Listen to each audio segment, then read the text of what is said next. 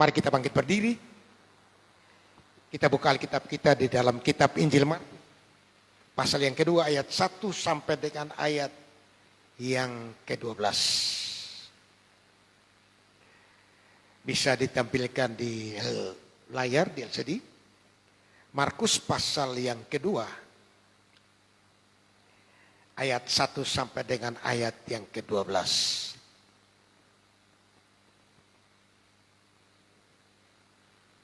Ya. Saya percaya semua bawa Alkitab. Kalau tidak bawa Alkitab, bawa HP. Dalam HP itu isi firman Tuhan. Kalau tidak ada, tidak bawa Alkitab, tidak bawa HP. Tapi bawa hati, bawa otak. Haleluya. Bisa simpan firman Tuhan. Saya baca ayat pertama, Bapak Ibu ayat kedua. Dan kita akan jumpa di ayat yang ke-12. Orang lumpuh disembuhkan. Kemudian sesudah lewat beberapa hari, waktu Yesus datang lagi ke Kapernaum, tersiarlah kabar bahwa ia ada di rumah. Ayat 2.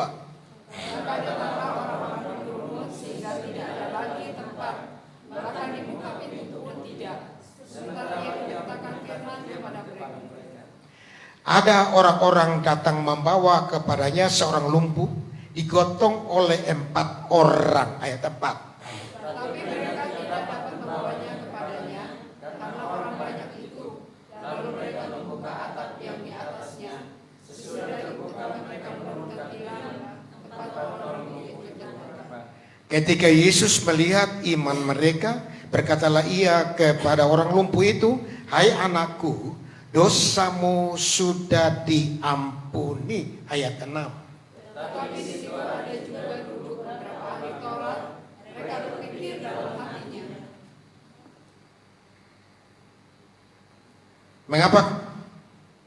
Mengapa orang ini berkata begitu? Ia menghujat Allah. Siapa yang dapat mengampuni dosa selain daripada Allah sendiri? Ayat 8.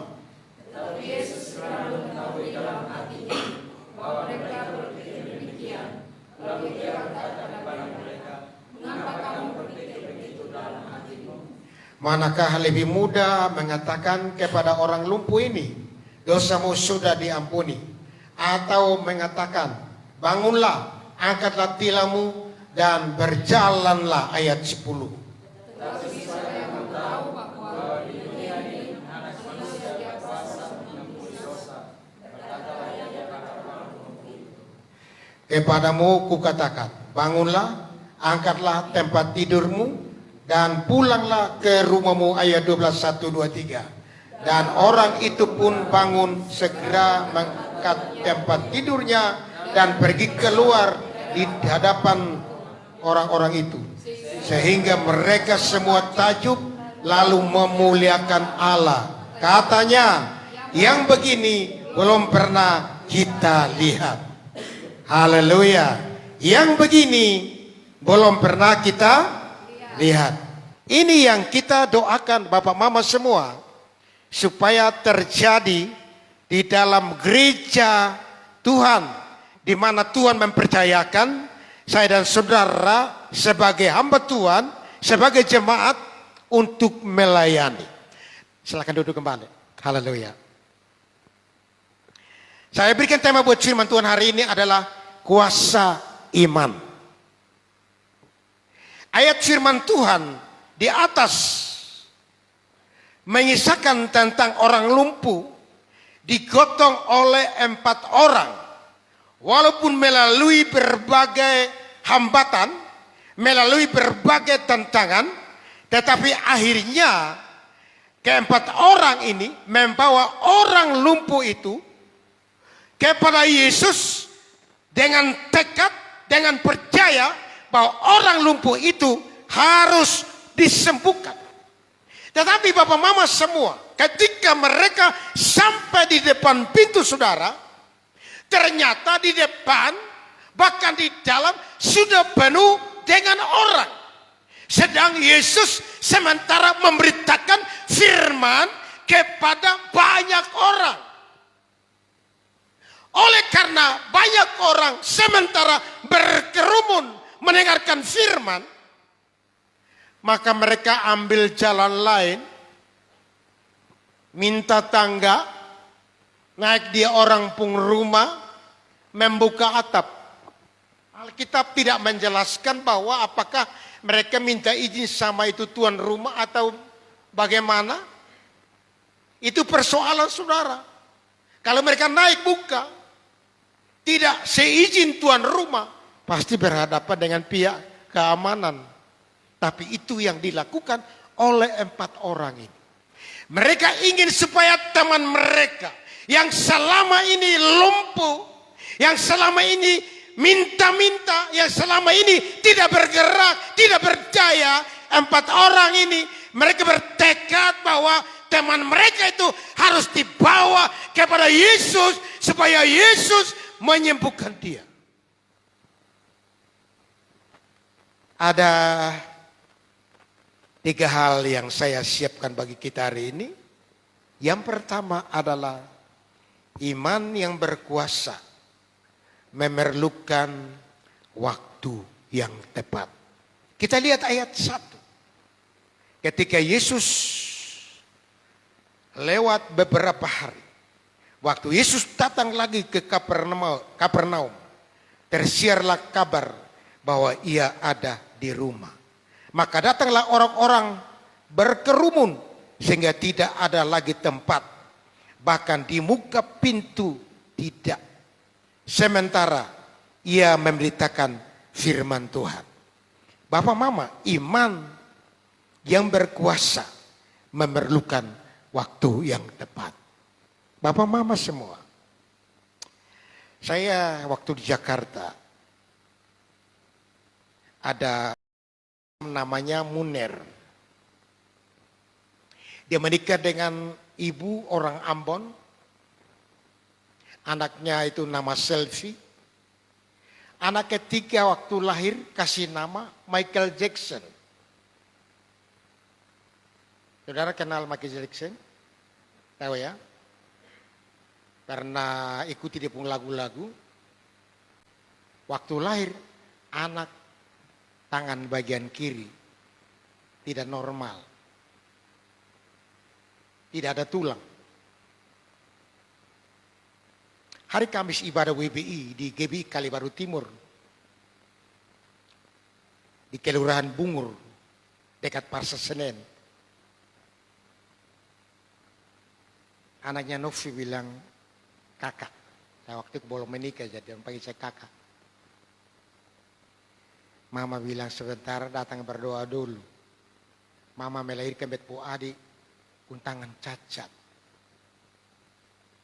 Waktu kita datang kami 3 orang.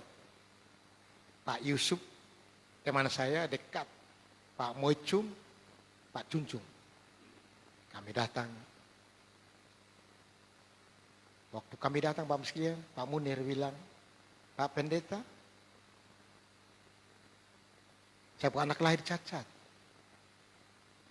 Kalau memang Yesus itu adalah Tuhan, Yesus itu berkuasa, kalau disembuhkan anak saya, punya tangan yang sementara cacat, saat ini saya masuk Kristen. Saya bilang, Pak Munir, tidak usah masuk Kristen. Yang saya butuh adalah percaya kepada Kristus. Yesus. Dipercaya. Saya minta minyak bemoli. Karena di Jakarta tidak ada minyak kelapa. Saya doakan minyak. Kita memuji Tuhan, saya oles. Oles habis pilih, kami minum habis kami pulang. Hari Minggu. Wah. Mamanya dengan suami Pak Munir masuk gereja. Pegang tangan dengan saya, semua hamba Tuhan. Dia nangis. Pak Pendeta. Waktu itu saya masih pendeta pembantu. Waktu Bapak doakan, waktu pulang, kami ke dokter, malamnya kami ke dokter, ternyata anak kami Michael Jackson punya tangan kiri sudah ada tulang. Berikan tepuk tangan bagi Tuhan. Aduh, saya bilang sekarang bagaimana? Sekarang saya mau bertobat, mau masuk gereja. Saudara, kami baptis dia, Bapak Mama semua. Haleluya. Itu mujizat Tuhan. Satu mujizat saja pengaruhnya luar biasa. Karena itu kita berdoa supaya Tuhan pakai kita semua. Haleluya. Itu yang sementara kami doakan saudara-saudara. Baik dana untuk beli tanah bangun gereja. Puji Tuhan. Jadi iman yang berkuasa memerlukan waktu yang tepat. Kalau waktu Tuhan sudah tepat saudara-saudara, yang tidak mungkin menjadi mungkin. Yang tidak ada menjadi ada. Karena itu adalah waktu yang tepat. Waktu yang Tuhan tetapkan.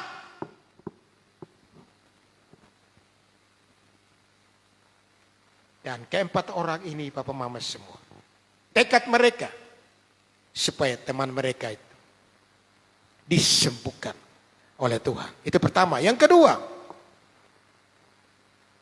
iman yang berkuasa memerlukan suatu usaha. Iman yang berkuasa memerlukan suatu usaha. Tidak mungkin jiwa-jiwa datang sendiri tanpa ada usaha, tanpa ada kesaksian dari kita. Bayangkan saudara, satu mujizat saja Yesus larang. Kau sudah sembuh, kau tidak boleh ngomong di mana-mana. Tapi orang lumpuh ini yang sudah disembuhkan saudara, dia keluar memberitakan kepada orang-orang yang ada di Yerusalem bahwa yang menyembuhkan saya adalah Yesus Kristus.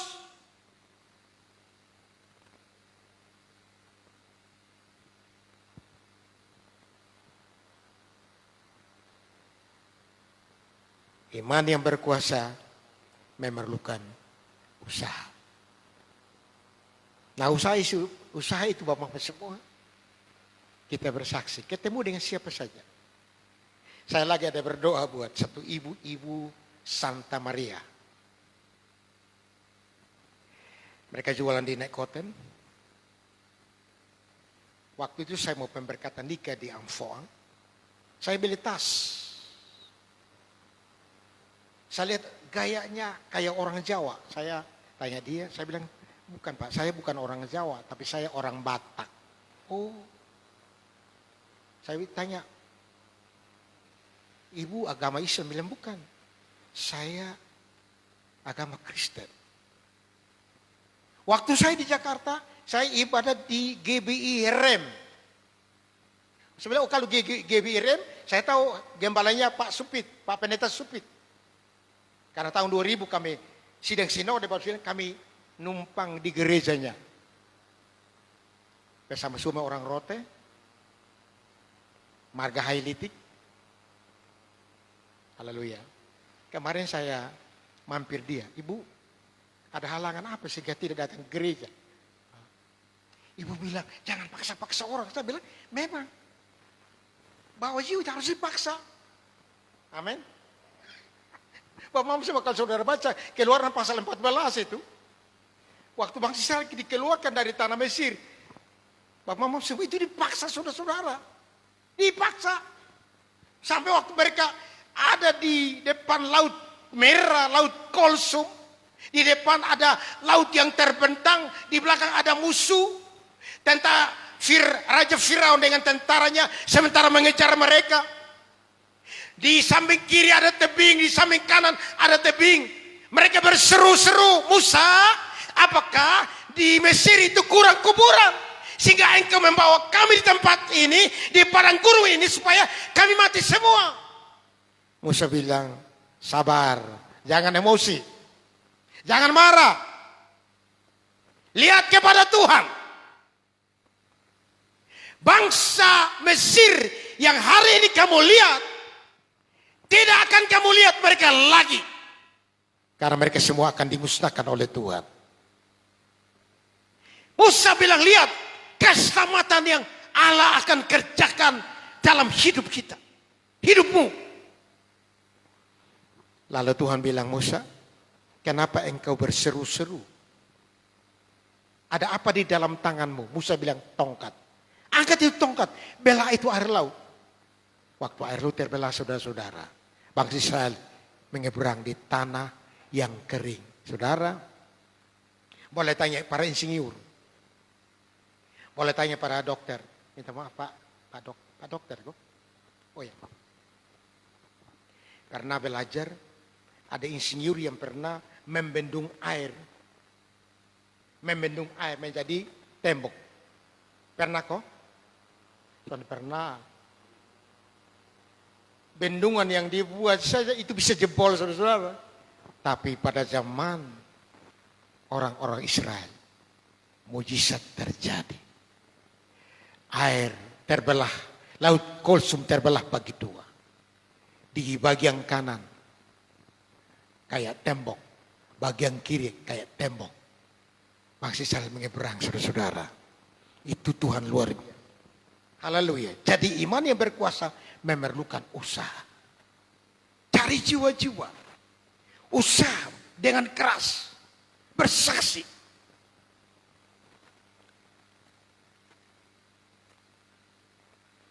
Saya mungkin cocok dengan orang Timur. Dengan orang Alor. Karena mungkin mirip saya kulit hitam. Jadi gampang bersaksi. Tanya saya. Kamu orang apa? Saya bilang saya orang Indonesia. Dari suku mana? Semua suku ada di dalam. Alor juga masuk. Afrika juga masuk. Ethiopia juga masuk. Saya bilang sama itu. Itu yang kedua. Yang ketiga, yang terakhir. Iman yang berkuasa memerlukan harapan yang besar. Bapak Gembala, Bapak Pendeta Dedi bilang, Pak Trayanus, kotong dua ini cocok. Saya bilang memang cocok. Kita cari tanah di pusat kota. Amin. Ada orang bilang, Bapak, ada tanah di Fatwa sana. Saya bilang, di pusat kota saja. Jemaat setengah mati datang ibadat. Apalagi di Huk sana. Apalagi di Fatukwa sana. Paling-paling yang ada motor saja yang datang. Saya bilang tidak. Kita berdoa tanah di pusat kota. Karena bagi Tuhan tidak ada perkara yang mustahil. Kita lihat rumah pasal 8 ayat 32 dulu. Tolong tampilkan Nona. Adik.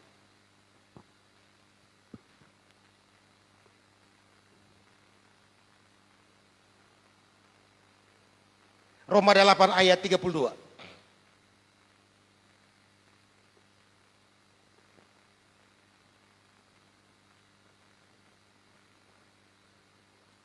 Kita sama-sama baca 1, 2, 3. Ia yang tidak menyayangkan anaknya sendiri, tetapi yang menyerahkannya bagi kita semua. Bagaimanakah mungkin ia tidak mengaruniakan segala sesuatu kepada kita bersama-sama dengan dia? Berikan tepuk tangan bagi Tuhan. Paulus bilang sama jemaat di Roma bahwa ia Bapa di sorga tidak segan-segan memberikan anaknya bagi dunia. Apalagi yang kita butuhkan, Tuhan pasti karuniakan bersama-sama dengan dia. Saya bilang, Tuhan kalau dia punya anak, kita doa puasa, orang kirim berkat, kita bangun gereja. 3 tahun yang lalu Seroja hantam gereja, rata dengan tanah. Saya di Kupang, saya ditelepon Bapak. Hari Minggu kita mau ibadah di mana? Saya bilang, tenang saja, tidak usah panik. Saya ke sana dengan motor. Terhambat karena di jalan itu kayu-kayu tumbang. Saya sampai di sana, saudara. Bayangkan tembok bagian di belakang bisa jebol. Sedangkan atap dengan seng kayu-kayu tidak ada lagi, saudara-saudara. Bayangkan 50 meter. Saya foto itu gereja, itu kerusakan. Saya muat di media sosial. Dan saudara-saudara, Tuhan luar biasa. Yang pertama turun di sana, Ibu Wakapolda. Itu bantuan cukup besar. Yang kedua, Bapak Pendeta Hengki So di Jakarta. Haleluya. Bayangkan saudara, saya bilang sama panitia, kita buka rekening di BCA, Bapak Mama semua. Dari Amerika Serikat kirim uang.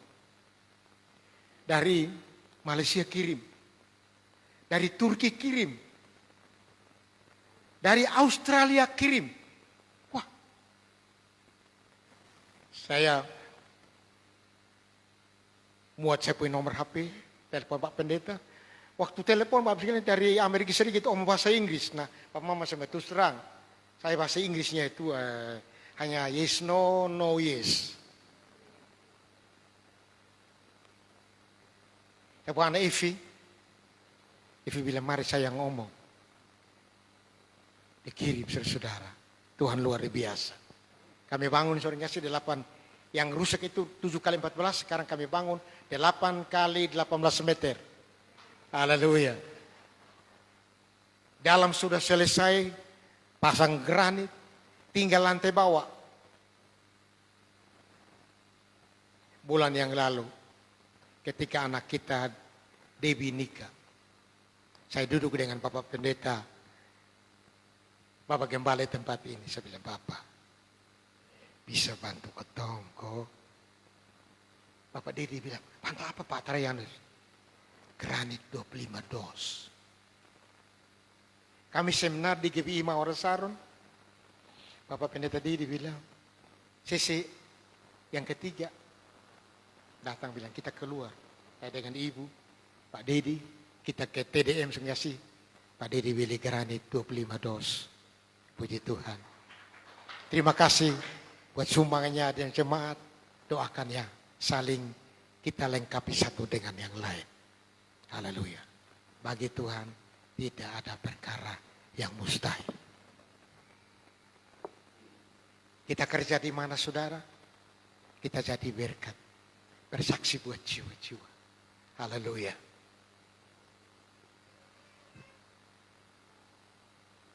Bapak Mama semua. Iman yang berkuasa memerlukan harapan yang besar. Harapan kita hari ini apa? Tentunya kebutuhan-kebutuhan kita. Kami menikah 8 tahun baru dapat anak. Harapan saya harus ada anak. 8 tahun Tuhan buka kandungan istri saya melahirkan. Aduh. Sempat kayak lalang. Angin tiup ke timur, saya ke timur. Orang bilang ada nenek 1, 2 bobo yang urut kandungan, katanya kandungan miring. Pak dokter. Saya bilang kok ada di dalam. Nah, kita tahu bagaimana bahwa itu kandungan miring itu. Ya harus tegak supaya ya kita tahu semua. Kami ke itu nenek. Nenek bawa ibu ke dalam. Waktu 1 jam keluar, saya tanya ibu bagaimana. Nenek bilang pulang. Beli pinang bonak 3 buah. Beli siri 3 batang. Beli tembakau 3 bungkus. Beli kapur 3 bungkus. Kenapa 3-3? Lambang adalah Bapa, Anak, dan Roh Kudus. Waduh, nenek dukun ini juga pakai ayat firman Tuhan. Saya bilang sama ibu, Bu, mau ada anak, tidak ada anak, tidak jadi soal. Kita sudah jalan salah ini. Nah, langsung kami sampai di jalan nangka, ibu jatuh saudara-saudara. Tuhan tegur kami. Sampai di rumah, kami berdoa bersyukur. Suara bilang, baca Yesaya 66 ayat 9. Tuhan membuka rahim seorang perempuan sehingga dia melahirkan. dan Tuhan pula lah yang menutup rahim seorang perempuan sehingga tidak melahirkan. Waduh, saya baca itu ayat saudara, pagi-pagi tumpahkan tangan. Dalam nama Yesus, hamil. Ibu pulang sekolah, dalam nama Yesus, hamil. Saudara-saudara, memang Alkitab bilang, tumpangkan tangan buat orang sakit sembuh. Tumpangkan tangan buat orang mandul dapat anak. Puji Tuhan, 3 bulan kemudian saudara-saudara, ibu bilang, Bapak, kita ke dokter karena terlambat bulan. Nah saya tidak tahu terlambat bulan itu kayak apa. Haleluya. Jadi saya bilang bulan, waktu terbit itu tidak pernah terlambat itu. Pak Mam semua waktu sampai di dokter Heru, setelah periksa ternyata ibu positif hamil. Saya dapat dokter, anak pertama harus laki-laki. Dokter bilang tidak, anak pertama perempuan. Kedua baru laki, ketiga laki-laki, keempat perempuan. Tapi hanya sampai ketiga saja, karena waktu ibu mengandung anak yang ketiga saudara, itu setengah mati. Saya bilang sudah, yang penting kita piara yang 2 anak ini. 1 sudah meninggal, tinggal 2. Sekarang yang pertama kuliah di Unika, yang kedua di Staken, diambil musik gereja saudara. Semua terlibat dalam itu. Mohon dukungan doa buat anak-anak kami. Memang saudara-saudara karena manja. Pagi-pagi ibadah Bapak sekalian kotong berperang. Urat leher ini besar-besar kayak ini kabel mic ini. Haleluya. Doakan Pak Mama Sekut. Iman yang berkuasa memerlukan harapan yang besar. Dan harapan yang besar saudara-saudara, itu pasti akan membuahkan hasil yang luar biasa. Karena itu mari kita imani firman Tuhan. Haleluya. 4 orang ini sehati, mentopang itu orang lumpuh, dan orang lumpuh itu sembuh. Mari kita semua sehati. Haleluya. Hamba Tuhan dengan hamba Tuhan, jemaat dengan jemaat, kita semua sehat. Haleluya. Kita bawa jiwa-jiwa datang kepada Tuhan. Yang percaya katakan, amin. Kami juga banyak seperti ini. Bulan lalu perjamuan kudus, minggu kedua perjamuan kudus, kami 41 orang. Tapi setelah itu Bapak sekalian, diturun lagi. Naik, turun, naik. Itu grafiknya begitu. Tapi itu tidak boleh membuat semangat kita saudara pudar saudara. Jangan sampai membuat harapan kita tipis. Kita berharap. Haleluya. Kami kita doakan Bapak sekalian sehingga tiap minggu saudara tempat ini dipenuhi dengan jiwa-jiwa. Haleluya. Kita dulu satu sama yang lain. Sekali lagi, kalau memang Bapak Pendeta Miki dengan Ibu, haleluya. Kan kita satu toh. Haleluya. Puji Tuhan. Kami doakan tempat persekutuan doa. Di Bapak Miki punya rumah itu tiap hari Senin itu hadir itu 30-40 orang. Saya doakan tempat ini pasti untuk jadi gereja. Hanya belum ada tanda-tanda Bapak mau semua. Doakan Pak. Kami punya tekad, kami punya harapan. Nah, waktu itu saya bilang sama Nona Devi, masih Nona. Kalau ini tempat jadi gereja, Nona yang jadi kembali sidang. Tapi puji Tuhan, dia tidak bersama-sama dengan kita lagi. Dia ada di Soesan. Tapi Tuhan pasti siapkan pengganti saudara-saudara. Haleluya. Inilah firman Tuhan buat kita Bapak Mama semua. Tuhan memberkati kita semua. Kita akan memuji Tuhan satu pujian. Penolong yang setia. Mari tim altar. Mohon ke depan.